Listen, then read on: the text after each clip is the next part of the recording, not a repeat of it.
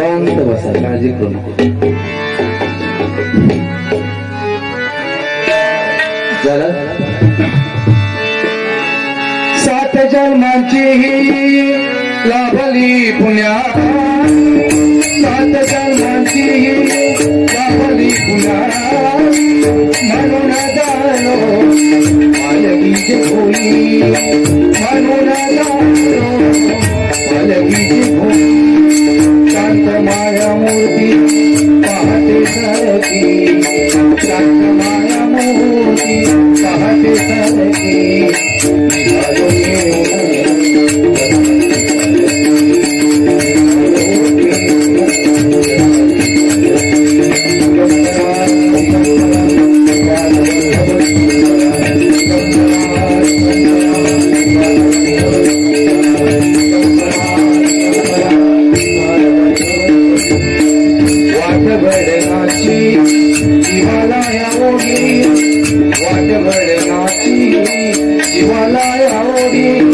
दिसते समोर नरसोबाची वाडी, वाटभर नाची जीवाला ओढी, दिसते समोर नरसोबाची वाडी. डोळ्यात गंगा जाहली बोलती, डोळ्यात गंगा जाहली बोलती,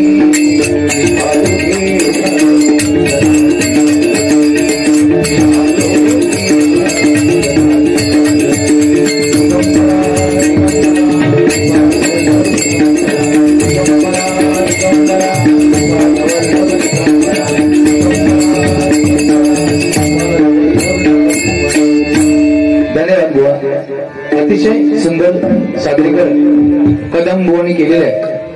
काय कर्म हे कोणाला चुकलं नाही मंडळी, हे की नाही? कारण ज्या देवकी मातेनं 8 मुलांना जन्म दिला ना, ती देवकी माता एकाही मुलाला पाना पाजू शकली नाही, बरोबर की नाही? हे कर्म आहे ना, प्रत्येकाला भोगायचं आहे. कारण ज्याने अधर्माचा नाश केला, ज्याने अधर्माचा नाश केला तो श्रीकृष्ण भगवान. प्रत्यक्ष लक्षात ठेवा, ज्याने अधर्माचा नाश केला, ज्याने गोवर्धन एका करंगळीवर उचलून धरला, तो समस्त यादव कुळाचा नाश होताना बघत उभा राहिला, रडत राहिला, पण काही करता आलं नाही त्याला. त्याच्यामुळे कर्म हे कोणाला चुकला नाही. हे तुझ्या माहितीसाठी सांगतो, शेजारणीकडे बघत राहावा. या जांभळे भुवन बोललो नाही, बोललो काय सुनू नाही, चुकून सुद्धा नाही, बरोबर की नाही? आपल्या बायकोवर जिव्हाळपणा प्रेम करा. शेजारी म्हणू खावी असोच नवरू माका सुद्धा भेटा खाऊ, असोच म्हणजे तुझ्यासारखं नाही. यानं सांगितलं एवढ्या लहान वयात माका 2 कॅलेंडर असत. तुझं लहान खायना दिसतच रे तू. अरे 45 वर्ष झाली आता.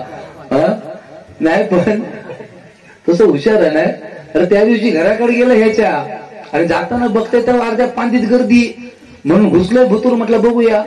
बघताय तेव्हा हे जो झील नागडं फिरत आहे, आणि ही गर्दी जमलेली. मी घराकडे गेलोय, म्हटलं बघूया काय तो, म्हणून ह्यो भुतूर आंघोळ करी.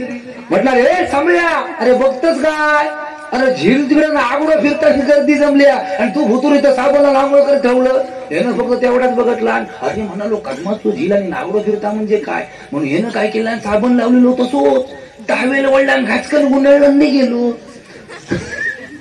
आणि गेलो आणि तुमका काय सांगते, त्या गर्दीत ना भुतूर घुसलो आणि हे काढलो त्याच्यात. हे तुला कळत नाही, अरे तू कदम बुवा तो झील आणि असं नागडं फिरतो, असं नागडं फिरायचं नाही, ह्या गे टावेल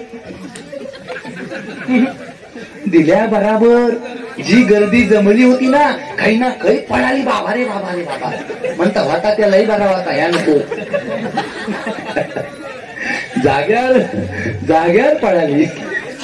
कोण आडया बांधे अशी कंडिशन ऐकलं. हे काय आहे, इटाळ्याच्या नंतर समाधान वाटलं हो. लाईनीत बसवलं नाही जेवणास, आणि वाढपी वाढत होते समाधान. आज आम्ही काय म्हणता, सुशिक्षित वा, मुंबईतलं थाटा माटा पद्धत भुपे जेवणाची. इथं वाढपी सगळीकडे फिरतात आणि वाढतात, जेवणारा एका जागेवर बसून जेवता. गावात मुंबईत काय परिस्थिती, वाढपी एका जागेवर असतो आणि जेवणार मागणार ताट घेऊन भीक मागायचा. हे जिलेबी आण रे, आण जिलेबी आण. खरं आहे की नाही? ही सत्य परिस्थिती आहे ना. महिला वर्ग आहे, चुकाचं काय बोलणार नाही. आता तुम्ही तुमचा विचार करा, तुम्ही तुमचा विचार करा. खैची बाई सकाळी उठल्यावर आंघोळ केला पहिला नवऱ्याच्या पाया पडता, हात वर करा, 501 रुपये बक्षीस.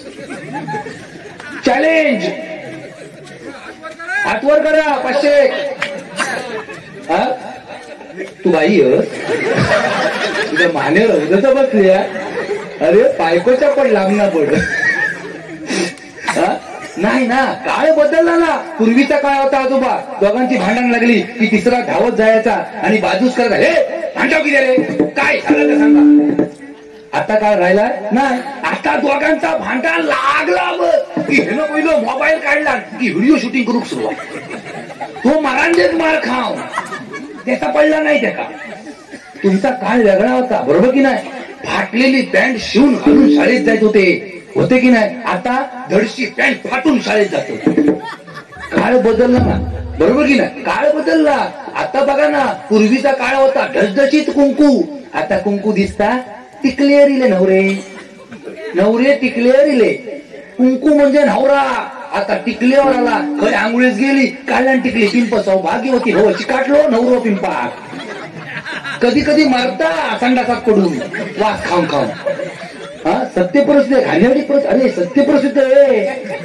अरे आज वट सावित्री, किती नवरो वट सावित्री सादरीकरण करताना नवरो किती बेवडा आसन देत. पण त्या दिवशी मात्र नटून थटून जाणार, वडाच्या भोवती 7 फेरण्या मारणार आणि वडात सांगणार, बाबा हाच पती 7 जन्मी भेटावा. पण आज मुंबईत आमची परिस्थिती काय माहिती आहे. उद्या वट सावित्री, आज बाजारात आमची बायको जाणार, सत्यवानाच खरेदी करून घेऊन येणार वडाची फांदी. सत्यवाना तो त्याका खरेदी करून आणणार, वरच्या फ्रीजर मध्ये कोंबणार. सत्यवाना आदल्या दिवशीच कोंबणार, संध्याकाळी फ्रीजर मध्ये कोंबणार, दुसऱ्या दिवशी सकाळी बाहेर काढणार. सत्यवान घालतात सत्यवान कर्म पावतो. हा त्याची 5 पाना वर काढणार, त्याच्या भोवतीना दोरो धरणार, वडा पाव वडा पाव वडा पाव. कर्मा पावतो आपलं वडतो. हा तुमचा मजा आहे, आयुष्यपत तुमची मजा. पूर्वीचो काळ वेगळं होतो, बायकांका प्राधान्य नव्हता पूर्वीच्या काळात. आजी आहे, बरोबर की नाही. आता तो काळ कसं रवलो आहे काय, बायका खांद्यात खांदा लावून चालतच, बरोबर की नाही. तुमका सगळी मजा. बघा ना, हमाम लगाव खूबसूरती पाव, तुमच नाही. हा पॉइंट्स लगाव सुंदरचा पाव, तुमच नाही. आमाच नाही काय, इजगाड लगाव खुजली बघा. आम्ही मिळालो काका, बरोबर की नाही. बिटेक्स लगाव बघा. अरे आमची बिकट हे कधी आला, इजगाड. या बिटेक्स पहिला होता नाही.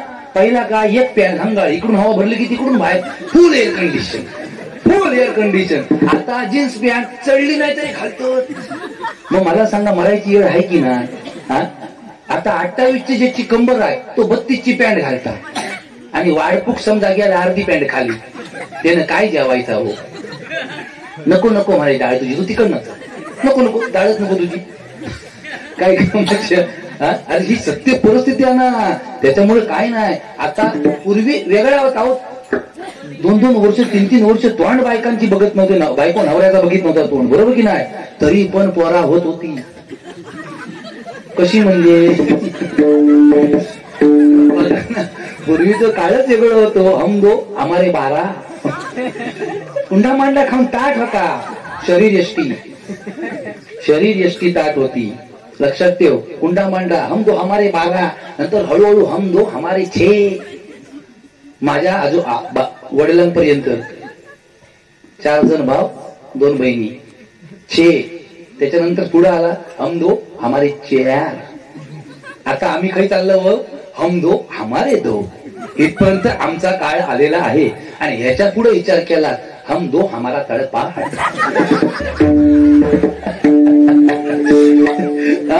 ही परिस्थिती येणारी हा. त्याच्यामुळे विषय वेगळो नाही आहे. एखादी पोरगी पटपर्यंत तो तिका चांगलो गुळगुळ करतलो आणि चुकून कर्म धर्म संयोगान लगीन झाला मात्र की वेगळा होतला. पोरगी पटपर्यंत जर तिने विचारला जानू चंद्र खय ह्यो काय सांगतो खय काय ही काय गाला खडी तुझ्या होय होय होय त्या बहिणीक माझ्या पटला जाणू चंद्र खय हो खय का होय खळी होय होय. पण कर्म धर्म संयोगात तीच लगीन होऊन घरात आली आणि वर्षभराच्या नंतर तिने जर विचारला जानू चंद्र खय, हिची तळपायाच्या मस्तकात जात आली खय काय वर काय तुझा बापूस कंदील घेऊन बसतो. अरे हल्लीच्या पोरी पण काय कमी आहेत काय, त्या सांगतात हे माझा बापूस कंदील घेऊन बसलो विसर ठीक आहे, पण त्या कंदिलातला रॉकेल सपला तर काय तुझा बापूस टाकून जाणारा. अरे काय नाही रे परिस्थिती बिकट आलेली आहे. बाकी तू बरोबर ना काय झाला कारण टेन्शन मध्ये आलाय तो. नाही नाही काय माहितीये खरंच सांगतो बघा, महिला वर्ग माझ्या पण घरी आहे, तुमच्या पण घरी आहे. मला एक छोटी मुलगी आहे. महिला वर्ग या ठिकाणी माझ्या बहिणी आहेत. त्यांना हात जोडून फक्त एकच विनंती आहे बघा, आयुष्यभर तुमच्यासाठी ना बाप झिजत असतो, आई वडील झिजत असतात. मोठे झाल्याच्या नंतर एखाद्यावर प्रेम करून हात धरून पळून जातात, बरोबर की नाही. एवढं फक्त थांबवा, कारण आईस आणि वडील, आई आणि वडील हे समाजात खाली मान घालून वागणार नाहीत याची फक्त खात्री तुम्ही घ्या. एवढंच विनंती तुमच्या चरणावर. बाकी आयुष्यात काय नाही. कारण ज्याला बाप कळला त्यानं संसाराचा ताप भरला, ज्याला आई कळली ना त्यानं पुण्याची कमाई केली, हे विसरू नका. कारण एक वेळ महाभारत आपल्याला समजेल, एक वेळ रामायण आपल्याला समजेल, एक वेळ भगवद्गीताही आपल्याला समजेल, पण ज्या दिवशी बाप नावाचा ग्रंथ आपल्याला समजला ना आयुष्याचं सार्थक झाल्याशिवाय राहणार नाही, हे विसरू नका. बाकी आयुष्यात काय मिळायचं नाही. शेजाऱ्याची शेजाऱ्या नसाई झालेली आहे, बरोबर की नाही. घरात 70 पण माणसा 70 उरली नाही, ही वास्तविकता, बरोबर की नाही. घरात 35च आमच्याकडे पण माणसं 14 उरलेली आहेत. काय झालंय, जो तो लांब लांब होत चाललेला आहे, पण परिस्थिती अशी चाललेली आहे नात्या गोत्यांना एकत्र केलं पाहिजे, नाहीतर फायदा होणार नाही. कलियुगात शेजाराची शेजाऱ्याला नसाई झालेली आहे. एखाद्या पोरग्यान समजा मेहनत करून जरी बुलेट घेतला ना गाडी, तरी म्हणतो ना घेतला तर काय झालं, कर्जावर घेतला हप्त्यात. आणि एखाद्या काळ्या पोरग्यात पांढरी फटाक पोरगी भेटली ना तरी तिच्यावर चर्चा करत रे, भेटली तर काय झालं, पोर चालू त्या म्हणून देऊन टाकलं नाही. कोणाचा कोणा चांगला बघवत नाही हवे, कळला. अरे माका जांभळ्या विचारला, जांभळ्या अरे तू हमेशा हसत खेळत कसो रे. मग म्हटलं बरोबर आहे, बायको ज्या काही खालीत ना त्या सुंदर म्हणून खायचा, घरनी संघ वाकडा तर खाई चुलीची लाकडा हिनं सांगितलं. सत्य परिस्थिती, सत्य परिस्थिती. बायकोच कधी दुखवायचा नाही, जेनं दुखवलं तो मी लोकारमान उपाशी, ती लाटणंच घेऊन बाहेर तरी. आजकालच्या पोरी काय धड नाही, कोण कोणाचं ऐकणार नाही. आकाशात तेव्हा तुम्ही टेन्शनच घेऊ नका. या ठिकाणी सन्माननीय ओमकार तिर्लटकर यांच्याकडून 100 रुपयाचं पारितोषिक करा, त्यांना उदयन आयुष्य प्राप्त हो अशी परमेश्वराच्या मी प्रार्थना करतोय आणि बक्षीचा स्वीकार करतोय. चांगल्या हमेशा तू हसत खेळत कसो रे. म्हटलं अरे बायको ज्या का नाही म्हणता माझा भांगला दररोज भांडण बायको वांडा होता. मी म्हटलं भांडण करू नको, लक्षात ठेव जी काय बायको बनविल ना सुंदर म्हणायचा आणि खायचा याचा. हिनं काय केला म्हणता नाही म्हणाला आज बघतोय म्हणून दुपारी खामास ना इलो घराकडे इलो आणि जेवत बसलो. जेवताना आठवण झाली, जांभळ्यानं सांगितला ना बायको काय चांगला म्हणायचा. आणि जेवताना पहिलो भाजीचो खास उचलला आणि तोंडात टाकल्या आणि आठवण झाली, जांभळ्यानं सांगितलं नाही बायकोची तारीफ करायची. पटकन सांगता वा म्हणाने लग्नात 15 वर्ष झाली पण अशी भाजी एक चव कधी नाही आली. आली म्हटल्याच्या नंतर आठवणा दांडकाच घेऊन बाहेर आली. म्हणता बघला काय करू भेटला नाही आज, तर शेजारणीकडनं उसना घेऊन आलं होतं, हैसूनच पेटला. काय फायदो नाही रे बाबा भांडण करून, ऐकलं. ओके ओके हळूहळू जाऊया, काळजी करू नको. बाकी पूर्वीचा काळ सुंदर होता, आताचा काळ पण सुंदर आहे. फक्त जगताना ना सुंदर जगलं पाहिजे, प्रत्येक क्षण आनंदामध्ये जगला पाहिजे. झाडाला माहिती आहे का कधी पान आपलं गळणार आहे, नाही ना. कोरोना काळात माहिती पडली ना प्रत्येकाला प्रत्येकाची जागा. ज्या का खोकलो येलो ना तो पण खोकण्याचा टेन्शन घेऊन मागच्या पार्ट्यात जाऊन तो आणि दाबून खोकत होतो. कारण पुढे जो खोकलो तो 1 लाखात मुकलो. ही कंडिशन होती की नाही, बरोबर की नाही साहेब. सत्य परिस्थिती होती, त्याच्यामुळे कुणी कोणाक राग मानू नका. आता ही आजी बसली आहे ना, खरं सांगतोय काय काय जणांका माहिती पण नाही कोरोना म्हणजे काय. माझ्या सख्या बहिणी कोरोना झालो, 17 दिवस हॉस्पिटलात ना बाहेर आणली, 15 दिवस क्वारंटाईन करून गावात आणलं आणि फक्त पांदीत इलंय. आजीयन माझ्या बघतला अशीच आजी चष्मा लावून माझी बसली होती. तिनं लांब नाव बघितलं. अरे म्हणता बंडी, अरे अचानक गावात कसो? म्हटलं अगे ताई कोरोना झालो. म्हटलं काय म्हणतं काय? ताई कोरोना झालो. वा वा म्हणता, पोराच्या लग्नात 20 वर्ष झाली, काय नव्हता, निदान कोरोना तरी झालो. अहो ते का कोरोना म्हणजे काही माहिती नाही बिचारी. अरे त्याची कंडिशन. हा ऐकलं. हा 12 दिवस 13 दिवस यो काय विषय नाही बुवा. काय आहे आयुष्यात आपल्याला जाताना रामनाम, येताना पण रामनाम हे, त्याच्यामुळे कोणाला काही चुकलं नाही. चांगलं नेहमी चांगलं बघा, बाकी आयुष्यात आपल्याला काय न्यायचं नाही. म्हणून रूपावली सादर करतो आणि पुढे जाण्याचा प्रयत्न करणार.